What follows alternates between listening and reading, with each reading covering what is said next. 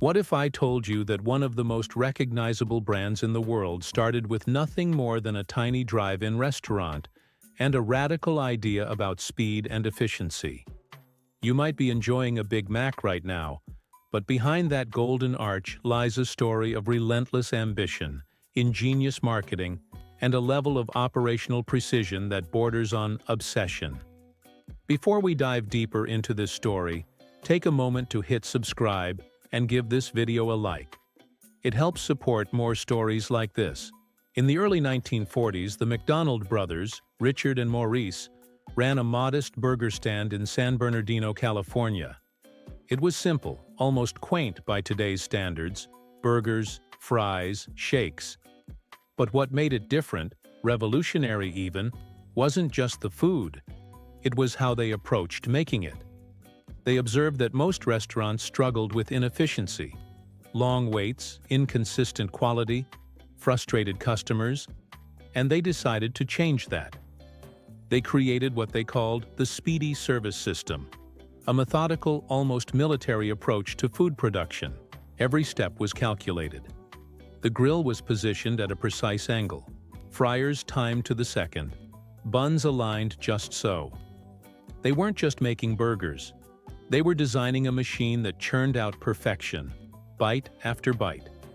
This obsession with consistency is often overlooked, but it is one of the first keys to understanding how McDonald's would later conquer the globe. Imagine walking into any McDonald's today, whether in Tokyo or Toronto. You could order a cheeseburger and it would taste nearly identical to the one you had in Los Angeles decades ago. That uniformity didn't happen by accident. It was baked into the company's DNA from the very beginning. But perfection in a single location wasn't enough. The brothers knew that to truly scale, they needed partners, people who could replicate this system without losing its essence. Enter Ray Kroc. A milkshake machine salesman with an eye for opportunity, Kroc stumbled upon the McDonald brothers' restaurant in 1954. What he saw wasn't just a clever restaurant. It was a blueprint for mass domination. Kroc believed that the true power of the concept wasn't in a single building or a single city, but in the idea that could be multiplied infinitely. He approached the brothers with a vision. He would franchise their system, taking it nationwide, maybe even global. It wasn't love at first sight for the brothers. They were cautious, protective of their creation. But Kroc was persuasive, almost relentless. He made them see what they had in tow, that their little burger stand could become something the world had never seen before. Kroc's approach to expansion was methodical. He wasn't content with simply opening more restaurants. He wanted every McDonald's to feel the same, look the same, operate the same.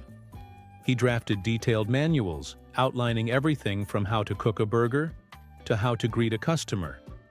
These weren't suggestions, they were mandates. Every franchisee had to comply or risk losing the license. This might seem strict, even harsh, but it was the cornerstone of the brand's reliability. Customers didn't just come back for the taste. They came back for the experience, the certainty, the predictable comfort of knowing exactly what to expect. But McDonald's wasn't just selling burgers. Kroc understood something that many businesses miss. Branding is as powerful as the product itself. The golden arches weren't chosen at random.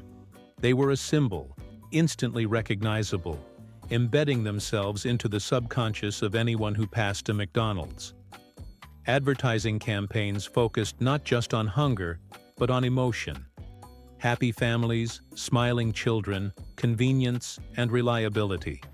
These were messages designed to resonate deeply, to create a bond with the consumer that went beyond taste. The 1960s and 70s were a period of explosive growth. McDonald's locations multiplied across the United States at a pace that seemed almost unreal. But Kroc didn't stop there. He recognized the power of innovation in keeping the brand ahead. The introduction of the Filet-O-Fish, the Big Mac, the Egg McMuffin. Each product addressed a new market or need, broadening the brand's appeal. The company wasn't static. It was constantly evolving, testing, refining. And yet every change was carefully controlled, measured against the ultimate goal: mass appeal without sacrificing consistency. Even supply chain logistics became a part of the McDonald's genius. Kroc understood that to scale globally, he needed to control not just the restaurants, but the entire ecosystem that fed them. This meant creating relationships with suppliers that could meet exacting standards, ensuring that every fry, every patty, every slice of cheese met the brand's specifications. The company became a master of operational efficiency, turning the mundane act of getting ingredients into a finely tuned process. It's almost ironic. Behind the fast, carefree image of McDonald's, there was a level of precision that would impress even the most meticulous engineer. Marketing, of course, played a central role in turning a successful American chain into a global powerhouse. McDonald's didn't just advertise products, it sold ideas, lifestyles, and emotions. The introduction of Ronald McDonald in the 1960s was a stroke of genius, a character who embodied fun, friendliness, and accessibility, appealing directly to children while subtly influencing parents. Promotions and campaigns were designed to create a sense of community, to make McDonald's a place not just to eat but to gather, to belong. And it worked. Families flocked to the restaurants, schools organized outings, and children grew up associating McDonald's with joy and comfort. But the road to global domination wasn't without its challenges. Cultural differences, dietary habits, and local competition all posed threats to expansion. McDonald's didn't bulldoze these barriers. It adapted. In India, for instance, where beef consumption is limited, the chain introduced the Chicken Maharaja Mac. In Japan, seasonal and regional menu items catered to local tastes, blending the McDonald's experience with cultural preferences. This adaptability, combined with the unwavering operational standards, created a model that could thrive anywhere, a rare combination of rigidity and flexibility. By the 1980s, McDonald's had transcended being just a restaurant chain. It became a cultural icon. Movies referenced it, songs celebrated it, and the Golden Arches became a shorthand for modernity and convenience. But Kroc's philosophy remained clear. Growth was never just about money. It was about creating a replicable system, a brand that could endure. Every detail mattered, from the angle of the fries in the container to the smile on the cashier's face. The meticulous attention to detail was what allowed McDonald's to move from a domestic success to a global juggernaut. Behind the scenes, McDonald's was also revolutionizing corporate strategy. Franchising at scale, with strict operational control, created a business model that other companies would study and attempt to emulate. Kroc insisted on long-term planning, training programs, and quality control audits that kept standards high. The company invested in employee education, creating Hamburger University, a training ground where franchisees and managers learned the secrets of efficiency, customer service, and brand loyalty. It wasn't just training, it was indoctrination into a system designed for perfection. And then there's the subtle genius of timing. McDonald's growth coincided with cultural shifts: the rise of suburban living, increased automobile ownership, dual-income households, and a society hungry for convenience. The chain didn't just ride these trends, it anticipated them, positioning itself at the right place at the right time with the right product. The drive-thru, for instance, wasn't an afterthought. It was a response to a growing car culture, a way to serve customers faster while increasing volume. Every innovation had a purpose, every adjustment a strategic goal. Perhaps most importantly, McDonald's created a sense of aspiration. Eating a burger became more than sustenance. It was an experience, a small luxury in everyday life. Children saw the playgrounds, the toys, the Ronald McDonald visits and felt excitement. Adults saw efficiency, cleanliness, and consistency and felt reassurance. It wasn't just about fast food. It was about the promise of reliability, enjoyment, and shared moments. That emotional connection, subtle yet profound, fueled loyalty that spanned generations and continents. Even as the company grew, McDonald's continued to experiment with marketing psychology.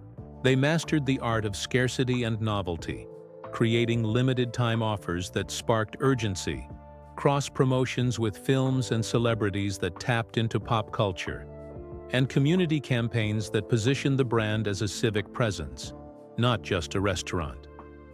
Every move was calculated, designed to maintain relevance while strengthening the core identity. The story of McDonald's isn't just about burgers. It's a story about vision, precision, adaptability, and understanding human behavior. Kroc's relentless pursuit of perfection, combined with a keen sense of timing and cultural insight, turned a small family restaurant into a global empire. Today, McDonald's presence in over 100 countries and tens of thousands of locations isn't just a testament to its product. It is a testament to a system that understood the mechanics of scale better than almost anyone else in history. And as we consider this legacy, it is worth reflecting on a simple truth. McDonald's succeeded not because it was the first or the tastiest, but because it created a machine. Not of burgers, but of business excellence. A machine that could replicate itself perfectly, adapt where necessary, and build emotional resonance with millions of people around the world. It's a story of ambition meeting strategy, of vision meeting execution, and of human psychology meeting operational genius. As McDonald's footprint expanded beyond the United States, the challenge became not just growth, but mastery over complexity. Each new country brought a unique set of logistical puzzles. Supply chains had to be built almost from scratch. Local regulations navigated. Consumer habits studied. Kroc's philosophy of meticulous control now had to meet the unpredictability of global markets. It wasn't enough to replicate the menu. The brand needed to replicate trust, efficiency, and emotional appeal. In Europe, for example, McDonald's had to confront centuries of culinary tradition. France, a country deeply proud of its cuisine, could have rejected fast food outright. Yet McDonald's approached the challenge with strategic subtlety. Restaurants were designed to be clean, welcoming, and slightly upscale, countering the stereotype of greasy American fast food. Menu items were adjusted to include local preferences like the Kroc McDo sandwich, demonstrating a willingness to integrate without losing identity. The genius lay in balance. McDonald's remained recognizably McDonald's, yet flexible enough to feel familiar to local customers. Japan posed an even more complex puzzle. Eating habits, presentation expectations, and a highly competitive dining culture meant that any misstep could be fatal. McDonald's responded with precise attention to detail. Packaging designs, portion sizes, and seasonal items like teriyaki burgers created a sense of novelty while preserving consistency. Training programs were intensified, and local managers were empowered to maintain quality while adapting to cultural nuances. What emerged was a brand that felt global yet intimately local, a delicate tightrope few companies can walk. Marketing strategies became increasingly sophisticated as well. McDonald's realized that to embed itself into the fabric of global culture, it needed to create experiences, not just meals. Advertising evolved from simple product promotion to lifestyle storytelling. Campaigns often highlighted family moments, children's happiness, or the joy of convenience. In doing so, McDonald's wasn't merely selling hamburgers, it was selling a narrative of modern life, accessible, enjoyable, and reliable. The Golden Arches became a symbol not just of food, but of emotional reassurance, a universal promise of quality and comfort. Innovation in operations continued to drive the brand forward. Consider the logistics network McDonald's developed: centralized distribution centers, rigorous supplier standards, and sophisticated inventory systems. Every restaurant was interconnected within a broader framework designed to minimize waste, reduce cost, and maintain quality. This operational rigor meant that a McDonald's in Paris could serve fries with the same crispness as one in Los Angeles, a level of precision previously unheard of in the restaurant industry. Kroc's influence is evident in every corner of this empire. His insistence on training, control, and process created a culture where efficiency and quality were non-negotiable. Hamburger University became more than a novelty.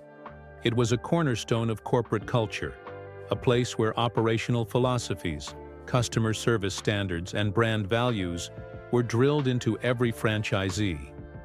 Employees weren't just learning procedures, they were absorbing a mindset, the idea that every detail, no matter how small, mattered. The McDonald's story is also a story of cultural influence. By the 1980s and 90s, the brand was embedded in global consciousness. Children around the world knew Ronald McDonald, recognized the colors, and identified with the playgrounds and toys. The company cleverly leveraged this recognition, using tie-ins with movies, toys, and school campaigns to strengthen its position. This wasn't accidental. It was the result of strategic brand management that understood the emotional bonds between consumers and experience. Yet the company never became complacent. Faced with rising health consciousness and criticism over fast food's impact on public health, McDonald's adapted. Salads, fruit options, and nutritional transparency were introduced, signaling a response to societal concerns without abandoning the core brand identity. This adaptability, paired with operational discipline and brand consistency, reinforced McDonald's as not just a global giant but a resilient one. The analytics behind these decisions are fascinating. McDonald's studied market trends, tested new products extensively, and collected data from every restaurant. Decisions weren't made on instinct alone. They were informed by rigorous analysis, customer feedback, and experimentation. The combination of empirical insight and emotional intelligence created a brand that was both loved and efficient, rare in the fast food industry. Part of McDonald's enduring success is its ability to maintain tension between familiarity and novelty. Limited-time offers, regional specialties, and seasonal items create excitement and urgency, while the core menu remains stable and reassuring. This delicate balance ensures customer loyalty while keeping the brand dynamic, a feat few other companies achieve consistently. Beyond products and operations, McDonald's mastered storytelling on a corporate scale. Every campaign, every new restaurant opening, every tie-in contributed to an overarching narrative. McDonald's as a symbol of progress, convenience, and joy. The brand doesn't just feed people, it tells a story, one that spans generations and geographies, building trust and emotional resonance that no single advertisement could achieve alone. Reflecting on this, it's clear that McDonald's success isn't about burgers alone. It's a blueprint in strategic thinking, operational mastery, and brand psychology. The Golden Arches aren't just an icon. They represent a methodology for scaling human experience globally. By understanding both the mechanics of production and the subtleties of consumer emotion, McDonald's created an empire that is simultaneously rigid in standards and flexible in execution. And as we look at the company today, with locations in over 100 countries, tens of thousands of employees, and millions of meals served daily, the scale of achievement is staggering. But the core principle remains unchanged. Obsessive attention to detail, uncompromising operational standards, and a deep understanding of human desires. McDonald's didn't just become a global giant because of timing or luck. It became one because it perfected the art of replication, adaptation, and emotional resonance. Looking back, the full scope of McDonald's achievement becomes almost surreal. From a single drive-in in San Bernardino to a presence in over 100 countries, the chain illustrates a rare combination of vision, discipline, and emotional intelligence. Every aspect of the brand, from operations to marketing, from training to innovation, was designed with a singular goal: to create a replicable, enduring system that resonated with people everywhere. The company's genius lies not only in scale, but but in its subtle understanding of human behavior. Kroc understood that people crave consistency and reliability, but they also respond to novelty and emotional engagement. McDonald's became a master at balancing these forces. You can walk into any McDonald's in the world and feel a sense of familiarity, yet discover something new that keeps the experience fresh. That tension between comfort and excitement is a core driver of the brand's loyalty. Even in the digital era, McDonald's continues to innovate. Mobile ordering, delivery partnerships, self-service kiosks, and app-based loyalty programs all extend the original principles of efficiency and customer centricity into a modern context. The brand is constantly adapting to technological shifts while staying true to the systems and philosophies that made it a giant in the first place. This blend of tradition and innovation ensures relevance and longevity. The Golden Arches are no longer just a fast food icon, but a symbol of adaptive business excellence. Perhaps most remarkable is the psychological imprint McDonald's has left on global culture. Its marketing strategies have influenced how companies communicate, how children perceive food, and even how cities structure spaces for convenience and accessibility. McDonald's didn't merely respond to trends. It anticipated, shaped, and amplified them. Families gather, friendships are formed, memories are made, all under the roof of a brand that meticulously engineered not just food, but experience. The lessons from McDonald's extend far beyond the restaurant industry. At its core, this story teaches us about the power of systems thinking, attention to detail, and understanding human emotion. Success at scale isn't about being flashy or opportunistic. It's about creating frameworks that can reproduce excellence consistently, adapting thoughtfully to local conditions, and embedding the brand into the psychological landscape of the consumer. These principles are applicable in virtually any field, from technology startups to creative industries to large multinational corporations. And yet, the narrative is also deeply human. Behind the global empire were real people. The McDonald brothers with their vision, Ray Kroc with his relentless drive, employees worldwide striving to maintain standards. Their stories remind us that even the largest, most impersonal-seeming institutions are built on human ambition, ingenuity, and the pursuit of perfection. It's a testament to what can happen when meticulous planning meets bold vision. As we reflect on McDonald's trajectory, one truth becomes clear. Becoming a global giant is never accidental. It's deliberate, calculated, and persistent. It's about mastering operations, marketing, and human psychology in tandem. It's about knowing which elements must remain rigid and which can flex to meet local needs. It's about creating emotional resonance that outlasts fleeting trends. McDonald's did all this and more, transforming a simple burger stand into one of the most powerful brands in history. So next time you see those golden arches, remember, they represent more than food. They represent an empire built on precision, adaptability, and understanding people at a fundamental level. A lesson in business, culture, and strategy that few companies have ever matched. McDonald's didn't just sell burgers, it sold a system, a story, and an experience. One that the world continues to embrace every single day.